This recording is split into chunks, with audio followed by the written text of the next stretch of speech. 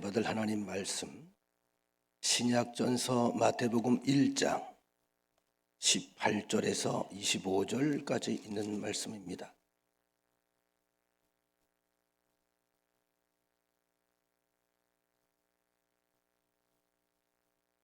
마태복음 1장 18절에서 25절. 예수 그리스도의 나심은 이러하니라. 그의 어머니 마리아가 요셉과 약혼하고 동거하기 전에 성령으로 잉태된 것이 나타났더니 그의 남편 요셉은 의로운 사람이라 그를 드러내지 아니하고 가만히 끊고자 하여 이 일을 생각할 때에 주의 사자가 현몽하여 이르되, 다윗의 자손 요셉아, 네 아내 마리아 데려오기를 무서워하지 말라. 그에게 잉태된 자는 성령으로 된 것이라. 아들을 낳으리니 이름을 예수라 하라. 이는 그가 자기 백성을 그들의 죄에서 구원할 자이심이라 하니라. 이 모든 일이 된 것은 주께서 선지자로 하신 말씀을 이루려 하심이니 이르시되, 보라, 처녀가 잉태하여 아들을 낳을 것이요 그의 이름은 임마누엘이라 하리라 하셨으니, 이를 번역한즉 하나님이 우리와 함께 계시다 함이라. 요셉이 잠에서 깨어 일어나 주의 사자의 분부대로 행하여 그의 아내를 데려왔으나 아들을 낳기까지 동침하지 아니하더니 나음에 이름을 예수라 하니라. 아멘. 참 듣기만 해도 화려하죠? 뭉클하고요. 오늘 여러분들의 예배가 이렇게 하나님께 감동이 되는 예배가 되기를 바랍니다. 우리 옆 사람과 인사합시다. 메리 크리스마스.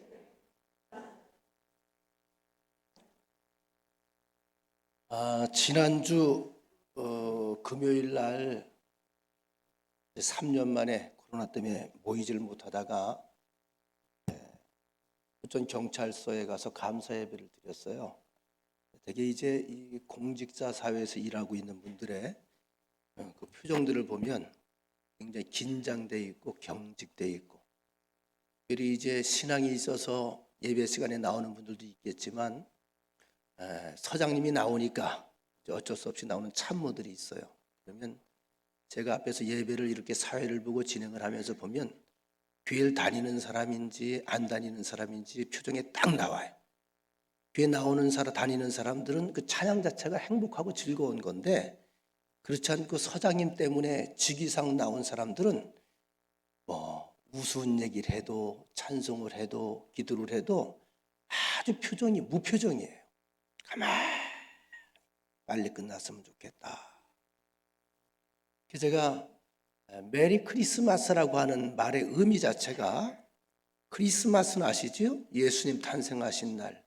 메리라고 하는 말이 즐겁다, 기쁘다, 신난다, 행복하다, 이제 이런 의미거든요.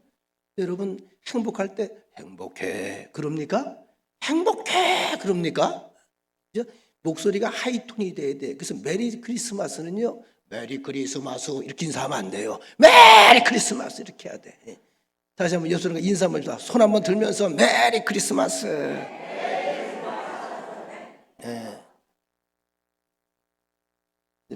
그런 생각을 해보죠. 인사를 할 때도요, 반가워 이거 하고, 반가워 이거 하고, 반갑다는 거요, 안 반갑다는 거요. 차라리 인사하지 않는 만 못해. 그죠? 다시 한번 우리 큰 소리로 하나님을 향해서 한번 인사하겠습니다. 메리 크리스마스. 두 손으로 메리 크리스마스. 이제 조금 메리 된 것 같아. 메리. 또 메리 할 때 강아지 이름을 또 메리라고 지은 분들은 강아지 생각이 나겠지만, 이 성탄이라고 하는 의미는 임마누엘이라는 말로 딱 한마디로 요약이 가능합니다. 23절 말씀 오늘 본문에 나오죠. 하나님이 우리와 함께 계시다. 이게 이제 임마누엘이에요. 임마누엘, 하나님께서 우리와 함께 계신다. 이것이 바로 성탄의 가장 소중한 의미입니다. 요한복음에서 사도 요한은 이것을 조금 더 구체적으로 말씀합니다. 요한복음 1장 14절, 말씀이 육신이 되어 우리 가운데 거하심에, 태초에 이 말씀이 뭐랬죠? 세상을 창조했어요. 이 말씀은 역사하는 능력이 있는 파워풀한 살아있는 말씀입니다. 이 말씀이 육신의 형상을 입고 이 땅에 오신 것이 바로 예수의 탄생 사건이라고 하는 얘기죠. 자, 조금 더 우리가 폭넓게 온 땅에 있는 종교들이 참 많고 또 철학들이 있는데, 모든 종교와 철학은 비교 종교학으로 보면 크게 두 가지로 나누어집니다. 안더스 니그렌이라고 하는 유명한 신학자가 있는데, 이 신학자는 아가페와 로고스라고 하는 책에서 이렇게 표현을 했어요. 모든 종교와 철학은 크게 두 가지로 나누어진다.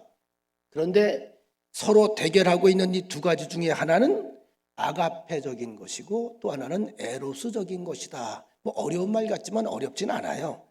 아가페, 이것은 하나님께 속해 있는 거예요. 그래서 사람들을 사랑할 때에 조건을 제시했어요? 조건이 없어요? 조건이 없잖아요. 무동기적 사랑, 무조건적 사랑. 다시 말하면 이거 한량없는 하나님의 은혜, 은총입니다. 죄와 허물이 많음에도 불구하고 묻지도 않고 따지지도 않아요. 그저 내게로 오라. 그리하면 내가 너희를 사하여 주리라. 너희 앞에 다시 행복이 깃들리라. Now all is well 그랬죠. 지금부터 내가 너와 함께 하마. 모든 이그러졌던 것이 다시 펴질 것이다. 안 되던 것들이 다시 잘 될 것이다. 나와 함께 동행하는 삶을 살자꾸나. 이것이 노엘입니다. 그런가 하면 하나는 에로스적인 것인데, 예수적인 것은 이제 인간적 사랑이죠.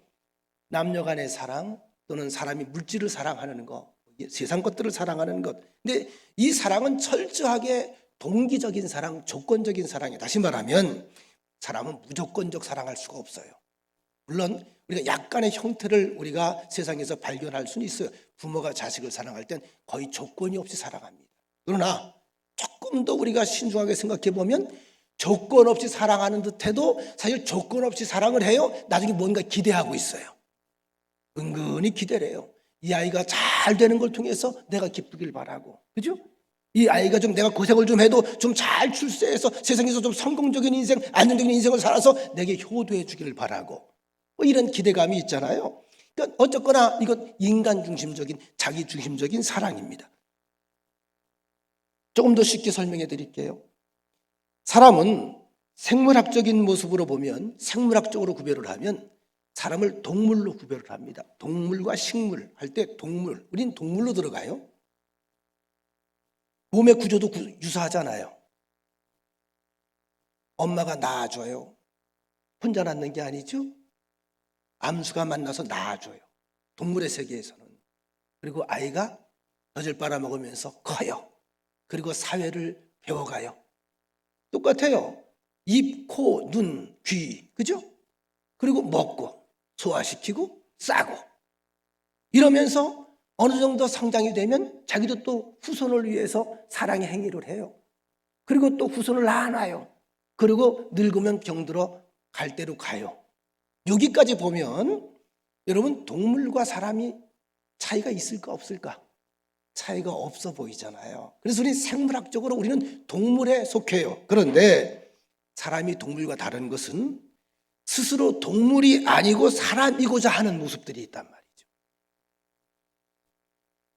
그래서 고민하고 갈등하고 생각하고 또 생각하고 또 고찰하고 또 고찰하고 그러면서 신에게 가까이 가고자 하는 몸부림이 있어요. 스스로의 고행이 있어요. 모든 종교들이 그렇잖아요. 그 다음에 스스로 자학을 합니다. 가슴을 막 때려. 내가 왜 그랬지? 짐승은 그렇지 않아요. 그 밖에 많은 노력들을 기울여요. 자, 사람의 위치를 떠나서 어떻게든지 저 신의 영역에 도달하려고 하는 그런 많은 노력들을 우리 인간만이 가지고 있기 때문에 그것의 하나의 그림자처럼 따라오는 결과물들이 뭐죠? 이런 과학과 문명들의 진화입니다. 코끼리가 이거 만들어내지 않잖아요. 여러분 집에서 아주 내 딸 키우는 애들 있잖아. 내 아들 이렇게 키우는 애들 있잖아. 개, 고양이. 걔들이 이거 못 만들어내. 누가 만들어내는 거예요? 사람이 만들어내는 거예요. 신처럼 되어보려고 하는 그런 욕망들이 우리 속에 있는 거예요. 이걸 가리켜서 이제 에로스적인 타입이라고 말하는 거고요. 그 다음에 그런가 하면 사람이 이제 하나님께로 나가는 것이 아니라 하나님께서 하나님 편에서 사람의 편으로 오시는 겁니다. 이걸 이제 아가페적 타입이라고 그럽니다. 하나님께서 사람이 되어서 이 땅에 오셨습니다. 뿐만 아니라 우리와 함께 거하시고 그래서 우리로 하여금 하나님의 자녀가 되게 하십니다. 이것이 바로 성탄의 의미다.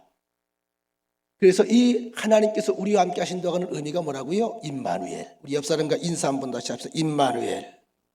임마누엘. 그 하나님이 우리와 함께 계십니다. 그런데 하나님께서 이 사람이 되어서 이 땅에 오시는 엄청난 이 사건, 성탄의 위대한 사건이 가능하도록 하기 위해서 하나님이 일방적으로 막 혼자 강하게 강권적으로 주관적으로 역사하신 것도 있지만 필요한 사람이 있어요. 그래서 사람들을 고용하셨습니다. 하나님께서 여러 사람들을 지명하셔서 그들을 통해서 역사하신 것을 우리가 성경을 통해서 배우죠. 뺄 수 없는 사람들이 누구지요? 많은 선지자들입니다.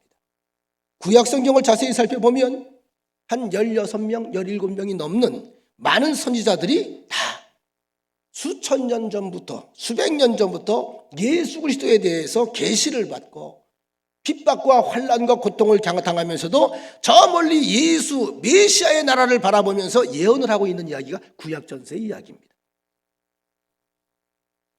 구약에 보면 총 456회나 메시아의 나심에 대해서 예언을 하고 미리 증거하고 있습니다. 이 예언자들이 다 오늘 이 귀한 성탄을 위해서 미리 하나님께 고용된 사람들이에요. 여러분 마찬가지예요. 여러분과 저도 오늘 이 시대에 하나님의 역사하시는 다음 세대를 위해서 고용된 사람들입니다. 우리의 삶 속에서 뭐가 나와야 된다고요? 하나님의 계획이 나와야 되고 하나님의 역사가 드러나야 되는 줄로 믿습니다. 자, 그 중에 하나로 이제 오늘 우리 성경 본문에서 봤습니다만 마리아의 등장이죠. 예수님께서 한 여인의 몸을 빌려서 이 땅에 오셔야 돼요.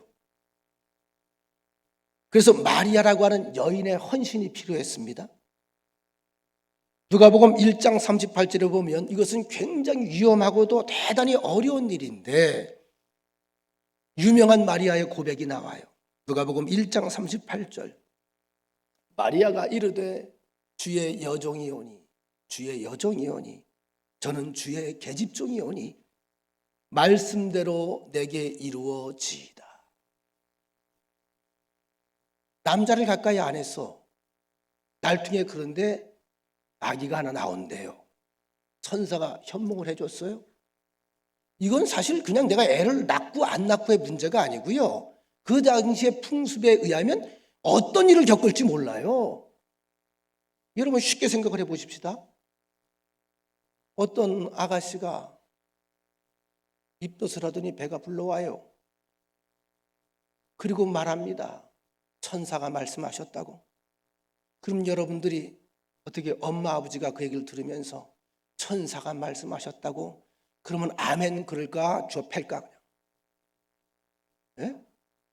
받아들일 수 있겠어요? 그러나 지금이야 야 괜찮다 그래도 애미애비가 있지 않냐 이렇게 하겠지만 그 당시는 그게 아니고요. 이때 남자 이름을 내지 못하면 어떻게? 돌에 맞아 죽는 거예요. 엄연한 현실입니다. 이것을 마리아가 알고 있어요. 그런데 뭐라고 말해요? 주의 계집종이오니 말씀대로 내게 이루어지이다. 이런 이 고백을 우리가 깊이 생각해야 돼요. 이 엄청난 사건을 앞으로 어떤 일이 일어날지 모르는 이 엄청 위험한 이 사건, 정말 위험하고 위험한 이 사건에 대해서 어떻게 해요? 내가 죽어도 좋사오니 말씀하는 거예요. 내가 죽어도 좋사오니 이 사건을 그대로 받아들여요. 이제부터 많은 문제가 발생을 할 것인데 그 문제를 그냥 내가 끌어안겠다는 겁니다. 주의 뜻이라면 바로 이 마리아라고 하는 여인의 전적인 신앙의 고백과 헌신을 통해서 임마누엘 사건이 가능하게 되었다.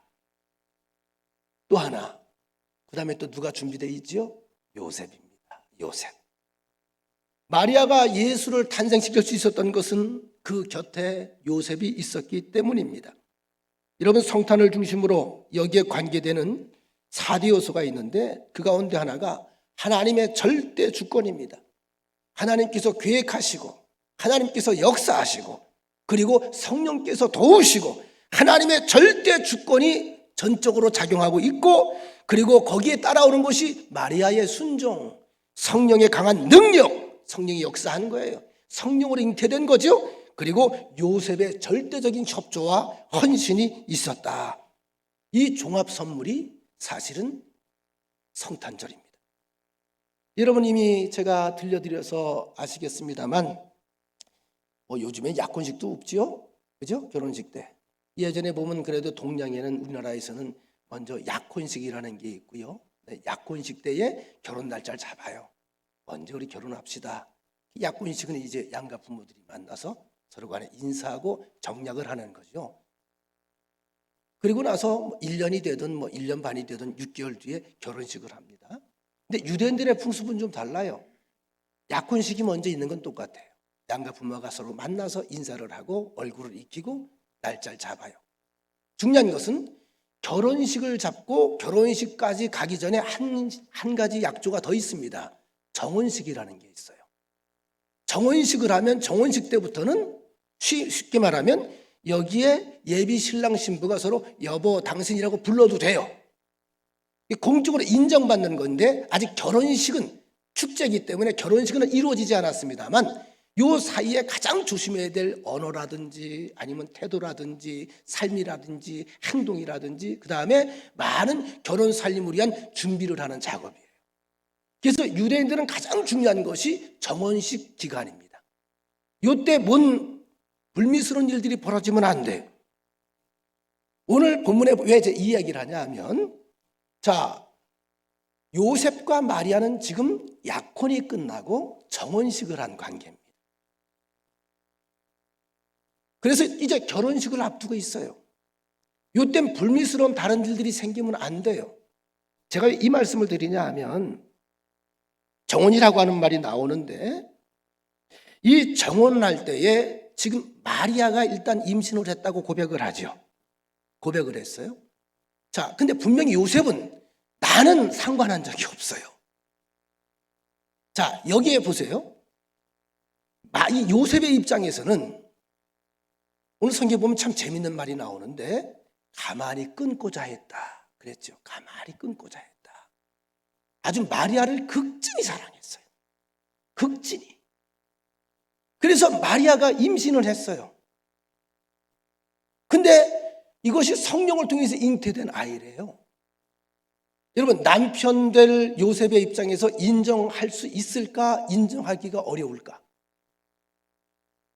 표정들이 그래. 우리 남자들 우리 인정할 수 있겠어요? 도저히 인정이 안 돼요. 인정이 안 되죠. 물리학적으로 과학적으로 안 되는 거죠. 자, 그러니까 지금 요셉이 굉장히 깊이 생각을 합니다. 이때에 난 아니야 이러면 마리아는 어디로 가죠? 돌에 맞아 죽는 거예요. 그죠? 부정한 여자가 돌에 맞아 죽어. 그냥 즉시 돌에 맞아 죽어. 근데 요셉이 조용히 끊고자 했던 이야기는 뭐냐 하면 이제 요셉의 성서학자들의 배경의 그 세석에 의하면 그렇습니다. 마리아를 믿었어요. 사랑했어요. 지금도 믿고 있어요. 믿고 사랑했기 때문에 요셉은 마리아에 대해서 어떤 입장을 취하냐 하면 저렇게 말하는 걸 보면 반드시 말하지 못할 곡절이 있을 것이다. 내가 사랑하는 이 여인이 내가 믿고 신뢰하는 이 여인이 이렇게 얘기를 한 것 보면 평소에 보면 그런 사람이 아닌데 분명히 말 못할 사정이 있을 것이다. 그렇다면 나 말고 혹시 다른 사람을 사랑하는 사람이 있었나? 조용히 아이를 끊고 그 남자에게 보내려고 그랬다는 거죠. 이것이 요셉의 마음이라는 거예요. 그러니까 요셉이라고 하는 사람도 평범한 사람이었다? 아니었다. 평범한 사람이 아니었다. 자, 여러분, 처녀가 아이를 가졌다. 자, 그 당시로 돌아가서 이 신비한 일을 맞이한 이제 마리아를 한번 생각해 보십시다. 처녀가 아이를 가졌다.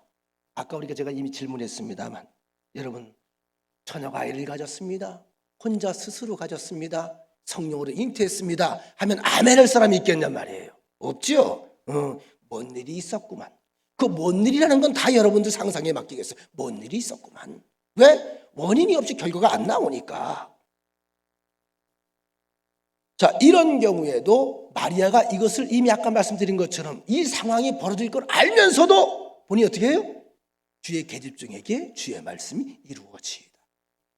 그리고 맡긴 거예요. 그 다음에 요셉의 차례가 왔어요. 요셉 보세요. 요셉은 조용히 일이 없던 일로 하자. 여러분, 옛날 이야기인데요.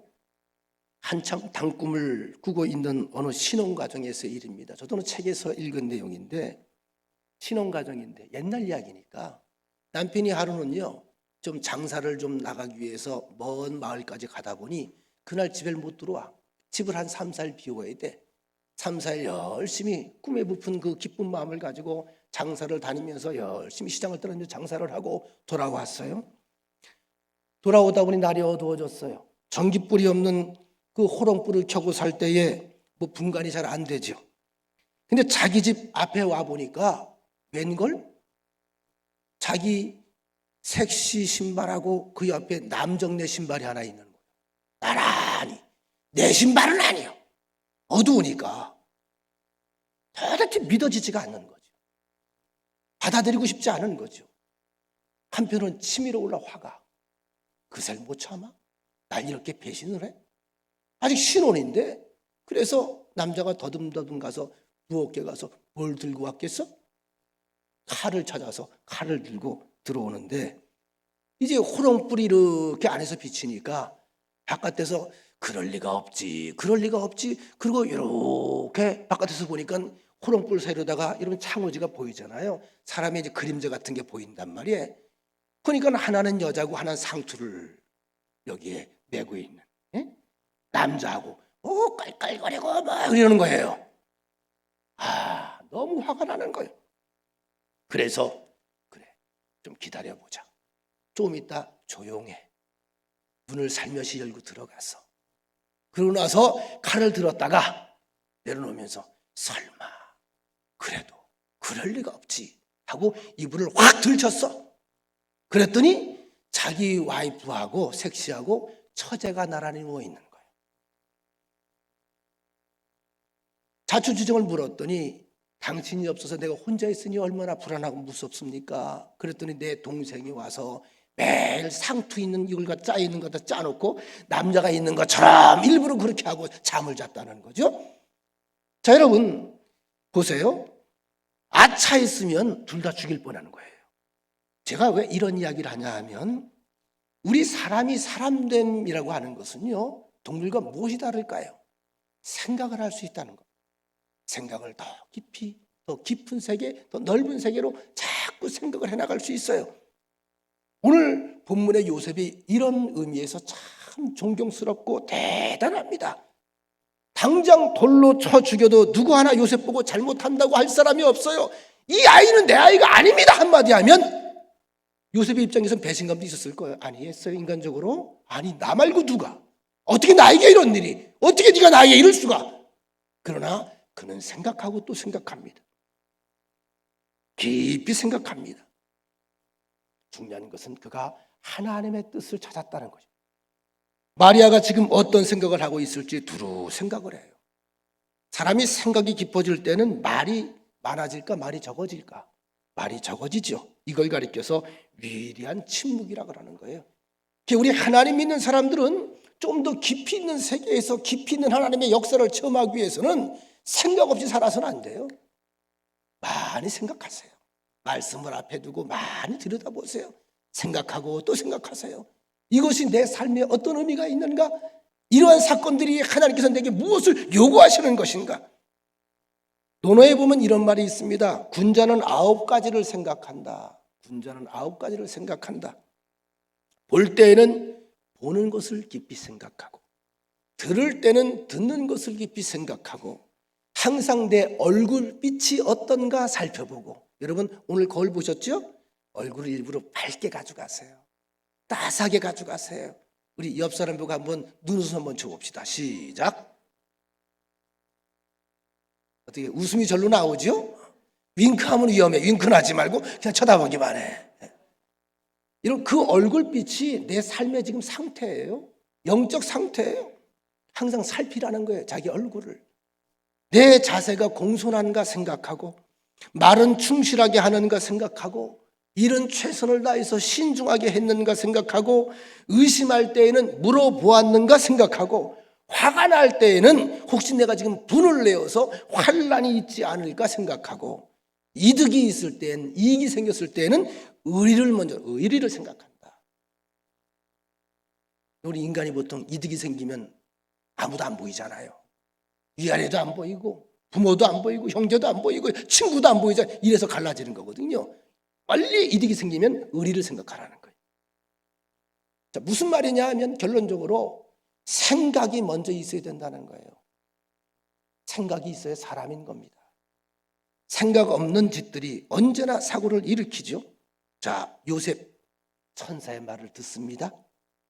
깊이 생각하고 있을 때, 고민하고 있을 때, 또 생각하고 있을 때, 주의 뜻을 묻고 있을 때에 천사의 계시가 옵니다. 20절 말씀입니다. 같이 한번 봅니다. 20절 시작. 그 일을 생각할 때에 주의 사자가 현몽하여 이르되, 요셉아, 내 아내 마리아 데려오기를 무서워하지 말라. 그에게 잉태된 자는 성령으로 된 것이라. 자, 지금까지 이런 이야기를 들어본 적도 없거니와 상상조차 해본 일이 없습니다. 그러나 요셉은 천사의 말을 그냥 마리아처럼 액면 그대로 받아들입니다. 여러분과 저에게도 이런 믿음이 있기를 간절히 소원합니다. 이게 믿음이거든요. 여러분, 우리가 조금 전에도 좋은 성가를 들었어요. 참 좋은 찬양입니다. 하이든이 그 유명한 오라토리오 천지창조를 작곡해서 청중 앞에서 연주하게 되었을 때에도 이런 말을 했다고 합니다. 사람들이 어디서 이런 것을 배웠으며 누구의 영향을 받았습니까? 이때 하이든이 한 위대한 고백이 있습니다. 하나님께서 주신 것입니다. 철학자 하이데거에 의하면 인간의 사고에는 두 가지가 있다고 했어요. 하나는 뭐냐면 계산적이고 타산적이고 추리적이고 예상하는 것, 즉 인간 중심의 사고입니다. 소위 감이라고 하죠. 감이 있다. 감이 왔다. 또 하나 영감적인 직감입니다. 인간의 계산, 인간의 경험, 인간의 지식 이것만 가지고는 안 돼요. 어떤 목사님 한 분이 설교에 관해서 이야기를 하면서 자기는 컴퓨터를 틀어놓고 컴퓨터를 가지고 설교 준비를 한다고 그래요. 그러면서 저를 보고 아직도 왜 손글씨를 쓰냐고. 저는 손글씨를 써서 다시 컴퓨터로 정리를 합니다. 오랜 제 버릇이에요. 눈만 뜨면 써요. 뭘 써요. 자꾸 써요. 근데 전 써야 돼요. 컴퓨터로 원고를 정리하고도 또 써야 돼요. 토를 또 달아요. 그 토를 다는 게 바로 전 영감이라고 봐요. 그래야 그 속에서 내 감동이 와요. 하도 컴퓨터 예찰론을 벌이길래 제가 그 목사님한테 그랬습니다. 그 컴퓨터도 성령 받았나요? 아무 얘기 안 하거든요. 여러분, 컴퓨터가 성령 받는 거 아니에요. 사람이 받는 거예요. 여러분, 컴퓨터에 보면 얼마나 좋은 자료들이 많고 정보가 많고 여기 앉아서 전 세계를 다 두고 다니잖아요. 여러분, 그 속에 영감이 있을까요? 물론 아이디어 나옵니다. 그런데 성령의 세계는 반드시 사람을 통해서 역사하게 되어 있다는 거죠. 참 중요한 거예요. 그래서 여러분, 지금 이 요셉이라고 하는 사람 또는 마리아라고 하는 분이 받은 것이 인간적으로 계산하고 경험이 있고 지식과 여러 가지 정보를 가지고 사실은 지금 이것을 받아들였을까요? 아니면 하나님께로부터 오는 영감적 감을 가지고 받아들였을까요? 영감적인 계시지요. 영감적인 계시. 여러분, 하나님 믿지 않는 사람들과 하나님 믿는 우리와 달아야 될 것이 뭔지 아십니까? 세상 사람들은 세상지형적인 삶을 살아갑니다. 세상의 아이디어, 세상의 창작, 여러분들 추구할 것이 다른 세계가 있어요. 하나님으로부터 오는 영감을 받아야 됩니다. 이것이 성령의 역사입니다. 우린 그들의 것을 가지고 그들과 경쟁하는 것이 아니라 하늘의 것을 가지고 그들에게 보여주어야 돼요. 그래서 세상에선 맛볼 수 없는 감동과 따스함이 우리 속에 있어야 된다는 말이죠. 오늘 교회가 왜 필요하죠? 바로 이것을 보여줘야 된다는 거죠. 제가 누차 말씀드립니다만 코로나 시대 지나면서 점점 이 전도도 어려워졌어요. 대화도 길게 못해요. 입도 못 벌려요. 모이지도 못하게 해요. 이제야말로 진짜 전도가 중요한 때입니다. 어떻게? 우리의 삶을 통해서 예수가 드러나야 됩니다. 우리의 삶의 현장에서 성령의 역사가 일어나고 그 성령의 역사가 저들에게 보여줘야 될 줄로 믿습니다. 오늘 하나님의 말씀이 들려질 때에 요셉, 그는 모든 명예, 모든 이성적인 비판, 거기서부터 오는 인간적인 비난에 대해서 다 포기해버렸어요. 본인도 마리아를 비난하지 않았습니다. 세상 사람들의 평가, 어떤 말, 어떤 구설수 다 포기해버렸습니다. 이제 앞에 무슨 일이 기다리고 있을지 상관할 것 없습니다. 무슨 일이 기다리고 있을는지 상관할 것 없습니다. 그대로 하나님의 말씀을 따라서 전적으로 직선적으로 순종하기로 작정을 하는 순간입니다. 그래서 그는 다시 마리아를 데려옵니다. 아기를 낳기까지 동침하지 않습니다. 거룩하게 구별해 줍니다. 이런 남자가 어디 있습니까? 이런 사람이 어디 있습니까? 그래서 그는 구세주 예수를 가정에 모시기에 이릅니다. 그래서 요셉은 위대한 사람입니다. 마리아도 위대하지만 요셉 위대한 사람입니다. 하나님께서는 바로 이러한 사람을 쓰십니다. 깊이 생각하는 사람, 자신보다 남의 처지와 남의 입장을 더 많이 생각하는 사람, 아직 듣도 보도 못했고 많은 의심이 있습니다. 많은 갈등도 있습니다. 그러나 요셉은 사랑하는 이를 믿습니다. 그리고 하나님의 뜻을 받아들입니다. 저도 설교 준비를 하다가 전해 들은 하나의 자료가 하나 있는데, 어느 교회 학교 어린이가 목사님에게 갑자기 목사님 제가 문제를 낼 테니까 맞춰보세요. 그러면 귀여워요. 그래 문제를 한번 내보거라. 목사님께서 이제 기대를 하고 있는데 이 어린아이가 묻습니다. 목사님 5 빼기 3은 나오죠? 5 빼기 3은 여러분 답이 뭐죠? 답 안 하잖아 여러분. 그죠? 목사님이 똑같이 답을 안 했대. 왜? 얘가 분명히 나를 골탕 먹이려고 하는 거구나. 5 빼기 3은 그래서 몰라 그랬대. 그랬더니 아이가 하는 말이 에이 2잖아요 2. 근데요 5 빼기 3은 2인데 이게 무슨 뜻인지 아세요? 모르겠는데 이제 중요한 얘기가 나오는 거예요. 상대방에 대해서 오해를 했을 때 상대의 입장에서 3번만 생각하면 이해할 수 있대요. 목사님이 우와 오 그런 깊은 뜻이, 이 녀석 참 제법이네. 목사님이 너무 놀라서 와 대단한데? 칭찬해 줬더니 아이가 신이 나서 또 질문을 합니다. 목사님 또 질문할게요. 그래 해봐라. 2 더하기 2는? 여러분 대답해 보세요. 시작. 해봐. 2 더하기 2는?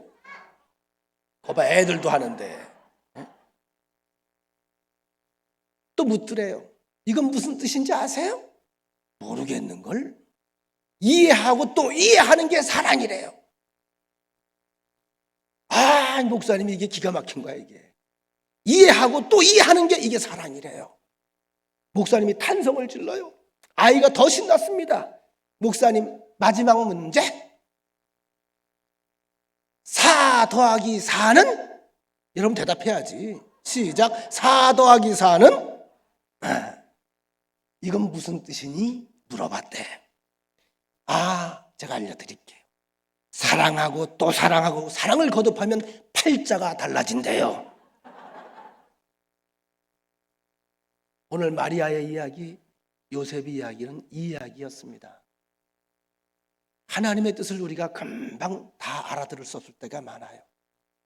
근데 하나님의 심정으로 돌아가서 3번만 생각을 해보면 우리가 하나님의 마음을 읽을 수가 있어요.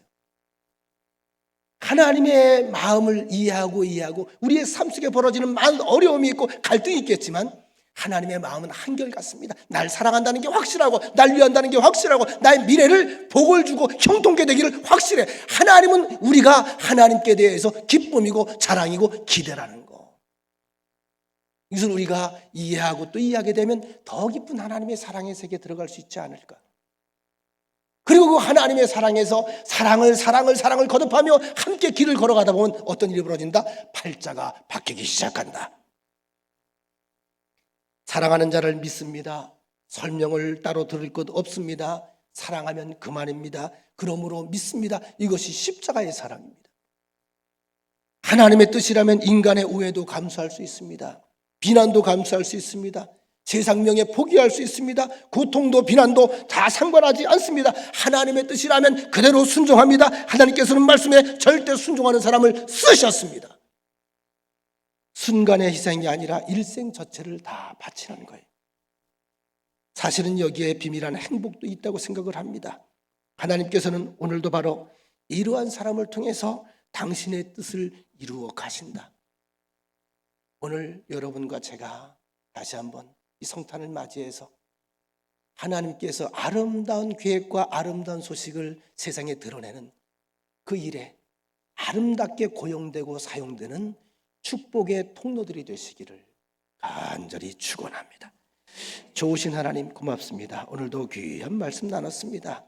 주님께서 이 땅에 오시기까지 저절로 혼자 오신 것이 아니라 수많은 사람들이 필요했고 통로가 필요했고 고용된 일꾼들이 필요했습니다. 이제 우리 또한 그들 중에 하나입니다.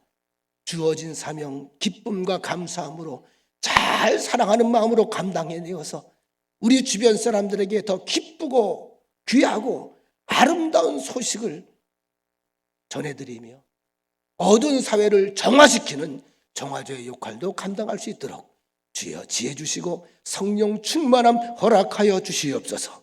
예수님의 이름으로 기도합니다. 아멘.